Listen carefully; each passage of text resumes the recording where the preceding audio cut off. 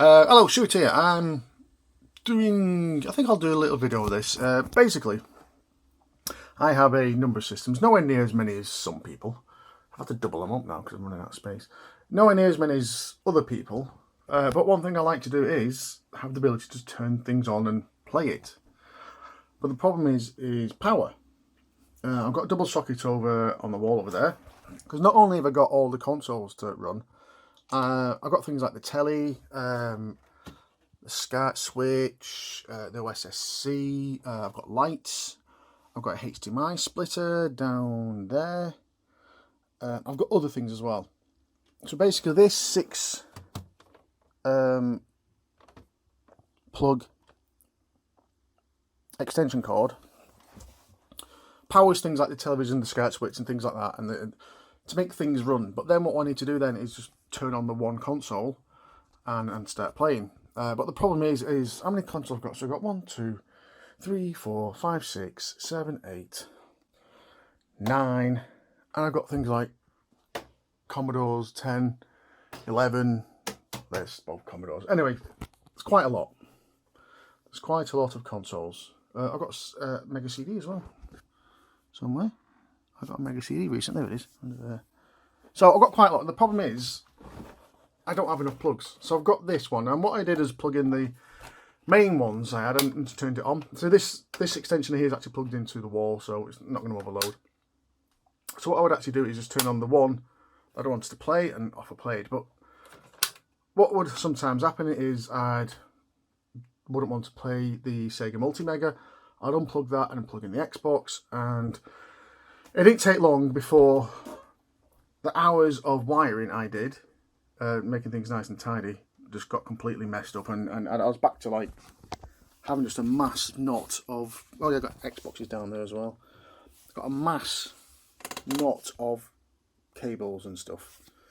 So what I'm going to do, some people might shout at me for doing this, but I've asked an electrician and he said it is fine as long as I don't overload it. So my plan is I have this 8 switch slot here. So each one of these I'm going to have a double socket. Now as long as I'm careful, which I am going to be, the plan is when I want to play something I can turn on the switch and it'll actually then power 2 of the consoles, whichever 2 it is. And don't forget, only one of these is actually going to be turned on. So I can basically come along, turn that on, it'll power that on, and then I'll be able to have everything plugged in at once. And I shouldn't end up with that big mass knot of plugs. But what I want to do is write down the ampage of each of my systems to make sure I'm not overloading the plug, and also to like keep like one of these as low as amps as possible. So I don't plug in like the 2 highest amp consoles into one plug. Also what I'm going to do as well is when I do work out the amps, I'm actually going to change the fuse in the actual plug to the relevant amp. So this has got a 10 amp in it. So if this is only drawing 4 amps, I'll put a 5 amp fuse in there. Hopefully keep things a bit safer. So what I'm going to do now is write down all the consoles I've got and the amps that they use. Right, so here's what I did. I've written down the name of the system and the amps that they take. Now that's obviously the maximum amp that the power supply does. It doesn't necessarily mean that's what the console will do.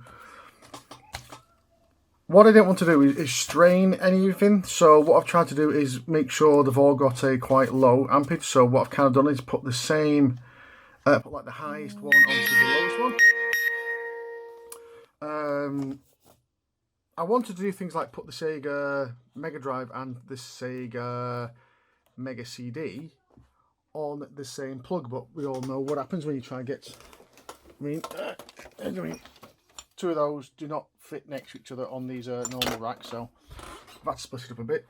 So I made my list of where everything's going to go, make sure nothing's going over. So I think the highest one is actually about 4.3 amps. And that is only based on, I don't know what this specialist, got like a specialist power supply from the Commodores there. Do that actually, that over there, it powers my Commodore 64 and this floppy drive when it's up there, and if we do there, it powers up the Commodore Amiga. I had a quick look. I think the Commodore uses 2 amps and the floppy drive, I think it uses less than an amp. So we're talking about 3 amps, and the Dreamcast, I calculated it as 0.3 amps. It's actually less than 0.3 amps, but so that's 4.3 amps. What I've done is each one of these plugs, I've labelled up what it's going to be powering. I've also put the amps of roughly how many amps it uses maximum if both of these are actually turned on. I can't see timer locks. I have the Saturn and the Xbox on, but it's there just in case. I've also put the ampage of the fuse I put in, so I'm trying to put all the amps, the correct fuse in there, so it just makes it safer, because if you don't want like a 13 amp fuse in that, because it's not really going to, it's going to blow your machines before it blows the fuse. So I've done that to all of them. That's yellow because I started doing yellow and they ran out. Yeah, I put 4 amp. I think it's actually, that's less than 4 amp. I've put like, I think it's probably about 3 amps it uses. So that's what I've done with all these. Like that. So there you go. 2.5 amps, got a 3 amp fuse. 3.2 amp, 5 amp fuse. Yeah. So let's say, like I said, that is the maximum amp is if both of these are turned on. I mean, I'm not going to have the original Xbox and the Sega Multimaker turned on at the same time. Just going to make sure I turn them off.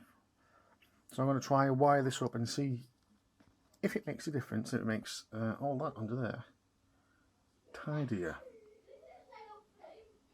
Can you hear my kids?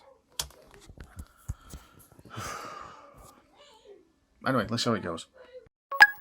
Right, so all wired up and tied up a little bit. Got a lot more tying up to do still, but it's a lot better than it was. I've got to be careful to put my hand on this phone, because when I put my hand like one on the side like that, like it blocks the microphone. It's the second time I recorded this.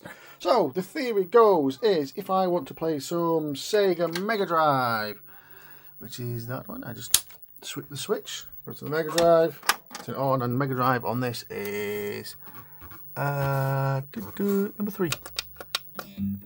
Here we go. And the Mega Drive plays. Now if I want to play something else, just turn the Mega Drive off. Switch that off. Let's go to PAL Saturn, which is that switch. Goes to the Saturn. Saturn's powering on. Basically press that until it comes on, really. There you go. It's on number 1. And there's a PAL Saturn. Very good. Last but not least, try something else. Let's turn the Saturn off. Put it off down there as well.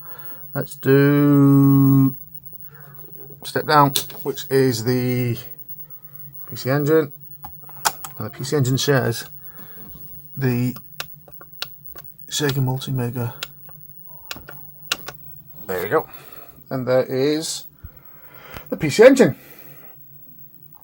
So there we go. That is how I have set my wiring up.